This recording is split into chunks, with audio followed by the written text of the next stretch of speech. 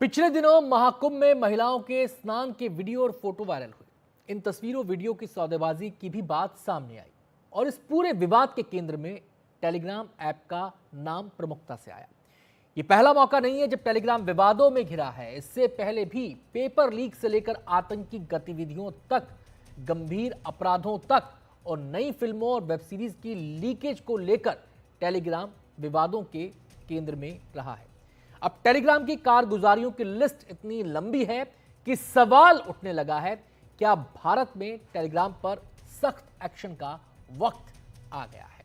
अब टेलीग्राम की थोड़ी सी इतिहास और भूगोल भी आपको समझाते हैं, यानी कि कब कब कैसे कैसे विवादों में रहा है, सवालों में रहा है, तो इसको जरा समझाते हैं आपको ग्राफिक्स के जरिए। गंदे और अवैध एक्टिविटीज का अड्डा देखने में आया है कि टेलीग्राम उसके तौर पर उभर रहा है। प्लेटफॉर्म पर फैल रहा है अश्लील कंटेंट। आतंकी संगठन भी इस ऐप का इस्तेमाल करते हैं अपने नापाक मंसूबों को अंजाम देने के लिए, अपनी साजिशों को तैयार करने के लिए। प्राइवेसी नियम का बेजा इस्तेमाल करता है ये ऐप। एन्क्रिप्टेड मैसेजिंग का गलत फायदा उठाता है। एन्क्रिप्टेड का मतलब ये कि जिसको डिकोड ना किया जा सके, इसकी सुविधा इस ऐप में है और इसका गलत फायदा उठाया जाता है। एजेंसियों के लिए निगरानी मुश्किल हो जाती है इसकी वजह से। आसानी से वायरल हो जाता है गलत कंटेंट इसकी वजह से, यानी कि इस ऐप पर जो लोग सक्रिय हैं वो आपस में ग्रुप बना लेते हैं और कई किस्म की सोसाइटी वहां पर बन जाती हैं और ये दायरा लगातार बढ़ता चला जाता है। इसलिए ये ऐप का इस्तेमाल बेजा तरीकों से किया जा रहा है और गलत बातों के लिए इसका किया जा रहा है। अब सवाल यह है कि क्या रक्तबीज टेलीग्राम ऐप बन गया है। इसकी तुलना दरअसल रक्तबीज से की जाती है, इसलिए सवाल उठा। हटाने के बाद दूसरी जगह दिख जाते हैं कंटेंट। आपने अगर टेलीग्राम से कंटेंट हटा भी दिया लेकिन कहीं और ये दिखेगा। नए ग्रुप्स और चैनल में दिख जाते हैं कंटेंट। आपने एक ग्रुप से हटाया, दूसरे ग्रुप में चला गया, किसी और चैनल में चला गया। बड़े ग्रुप चैनल्स बनाने की सुविधा इसमें है, यानी कि एक सीमित दायरा इसका नहीं है। आप उसमें एड ऑन करते जाइए और ये दायरा बढ़ता जाएगा। ग्रुप्स और चैनल्स को ट्रैक करना मुश्किल हो जाता है। सबसे बड़ी दिक्कत यहीं पर आती है कि ट्रैक कैसे किया जाए। पूरी तरह से कंट्रोल करना मुश्किल हो जाता है। निगरानी तो रखी जाती है, निगरानी हो भी सकती है, लेकिन पूरी तरह कंट्रोल करना एक टेढ़ा काम है, मुश्किल काम यहां पर हो जाता है। अब सवाल आपके जहन में यह आएगा कि जब सब कुछ इतना पता ही है लोगों को, एजेंसियों को, तो फिर कार्रवाई क्यों नहीं हो पाती। तो इसको भी समझने की जरूरत है। इसकी वजह यह है कि एन्क्रिप्शन की वजह से नजर रखना मुश्किल होता है। अंतर्राष्ट्रीय कंपनी होने का ये फायदा उठाते हैं। मान लीजिए भारत में कोई गलत काम इस ऐप पर हुआ, लेकिन कंपनी के जो कर्ता धर्ता हैं वो बाहर बैठे हुए हैं। ये एक बड़ा यहाँ पर दिक्कत आती है।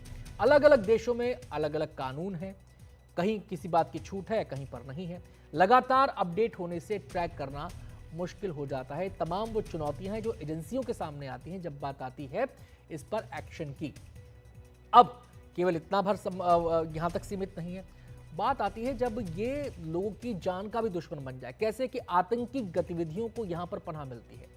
संदेशों को एनक्रिप्ट किया जाता है यहाँ पर, और एनक्रिप्टेड जो संदेश होते हैं वो पास ऑन किए जाते हैं, इस हाथ से उस हाथ में, उस हाथ से इस हाथ में, साजिश बनाने के लिए भी और उसको अंजाम देने के लिए भी। ऐसे संदेशों को पकड़ना मुश्किल हो जाता है। प्लानिंग के लिए आतंकी इसका ऐप का इस्तेमाल करते हैं, तो सेफ हेवन उनके लिए एक प्रकार से प्लेटफॉर्म साबित होता है। तो ये तो हुआ आतंकियों की बात, लेकिन ऐसा नहीं है कि देशों ने इस पर कोई एक्शन नहीं लिया है। कई ऐसे देश हैं जिन्होंने टेलीग्राम को बैन कर दिया है। अब मैं आपको उन देशों के बारे में बताने जा रहा हूं। उनमें कौन कौन से देश शामिल हैं।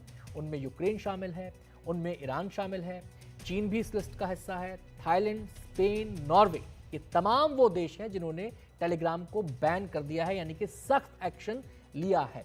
अब सवाल यह है कि टेलीग्राम पर सख्त एक्शन का वक्त क्या आ गया है, और कई देशों ने तो बैन कर दिया है। अगर हम बात करें कुछ और देशों की, तो ऑस्ट्रेलिया में $1 मिलियन का जुर्माना इस पर लगाया गया था, क्योंकि उन्होंने जवाब देने में देरी की थी। दुनिया के कई देशों ने इस पर बैन लगाया, जिनके बारे में मैंने आपको बताया। उनमें स्पेन है, यूक्रेन है, नॉर्वे है, चीन, थाईलैंड है। इन देशों में बैन लग चुका है। कुछ दिन पहले CEO पावेल दुरोव फ्रांस में गिरफ्तार हो चुका है, यानी कि कंपनी के CEO पर भी इसका डंडा चल चुका है कानून का।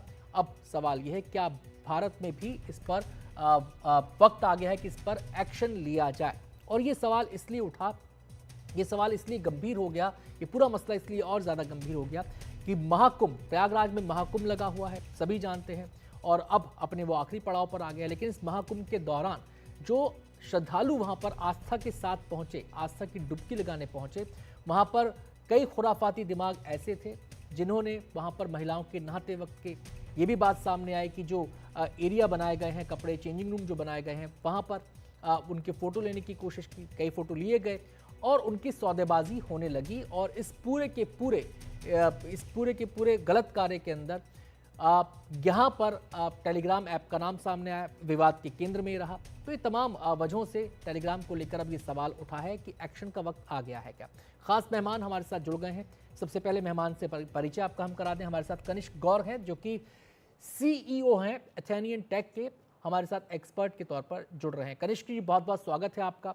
मेरा पहला सवाल आपसे ये कि जानते सब हैं कि टेलीग्राम पर क्या हो रहा है, लेकिन लगाम पूरी तरह क्यों नहीं लग पाती? इसके बीच की अड़चनें क्या क्या हैं? क्या कोई कानूनी दिक्कत है या फिर तकनीकी बाधा ज्यादा बड़ी है?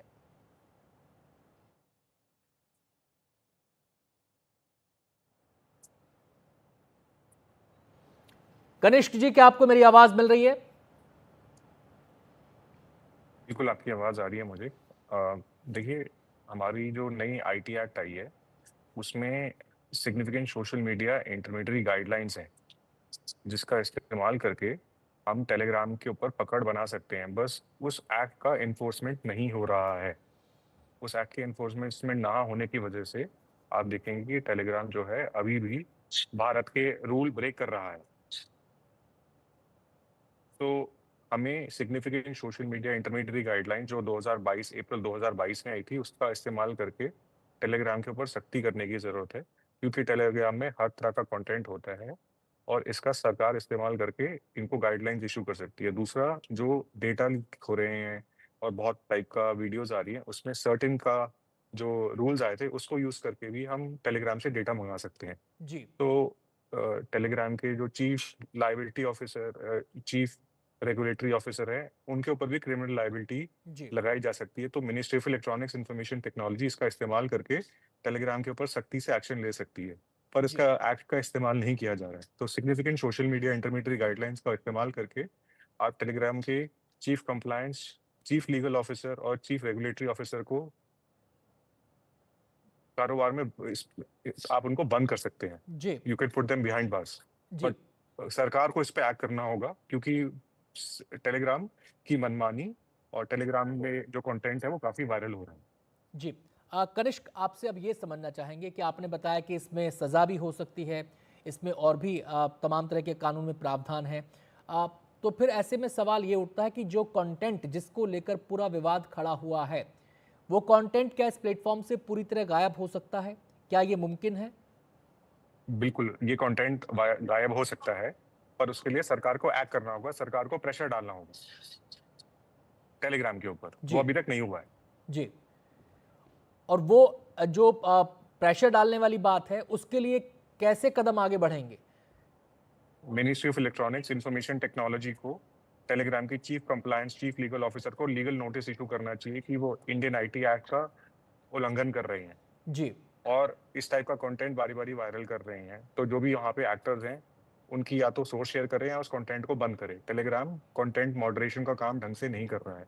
टेलीग्राम पे आज की तारीख में भी ड्रग्स, पोर्नोग्राफी बिक रहा है और उसको कंटेंट मॉडरेट ढंग से ना करते हुए टेलीग्राम की लाइबिलिटी के ऊपर भी लाइबिलिटी लाई जा सकती है कि वो इंडियन आईटी एक्ट का उल्लंघन कर रहा है जी।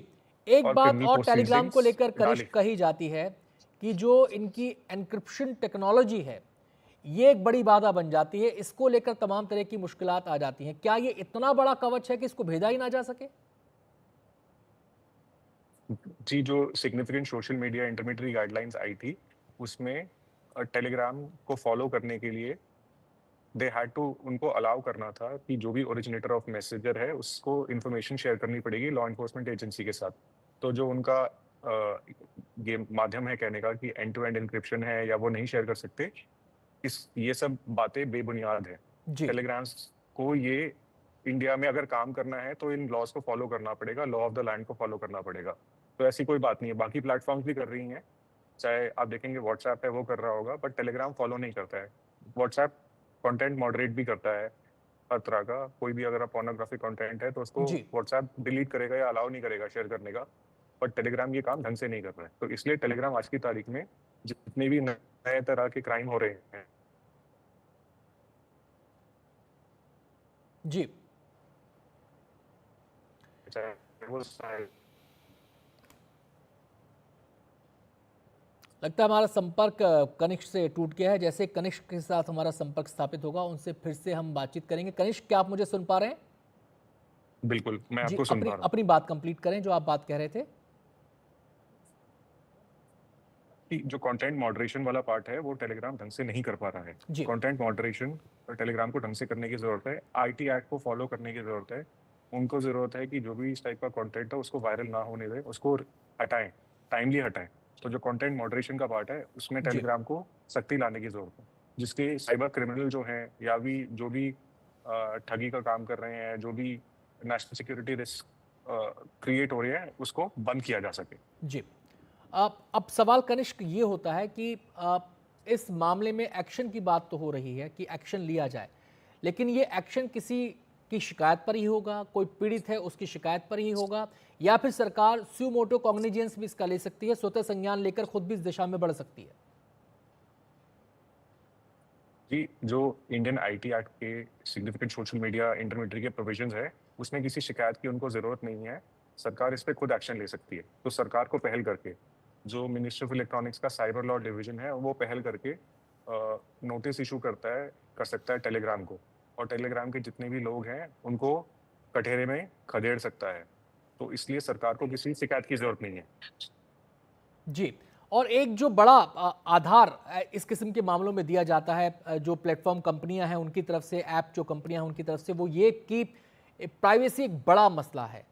लेकिन क्या ऐसे मामलों में प्राइवेसी की आड़ ली जा सकती है? इसको जी अलग। देखिए, जी सबसे पहले इम्पोर्टेंट देश की नेशनल सिक्योरिटी है। नेशनल सिक्योरिटी को आप प्रोटेक्ट ना करें और प्रिवेसी की बात करें, वो गलत है। सबसे पहले लोगों की सेफ्टी सिक्योरिटी है और नेशनल सिक्योरिटी है। कुछ भी चीज देश से बड़ी है और देश की सिक्योरिटी से बड़ी नहीं है। तो टेलीग्राम के जो भी ये प्रोपेगेंडा है प्रिवेसी के, मुझे नहीं लगता ये सही है।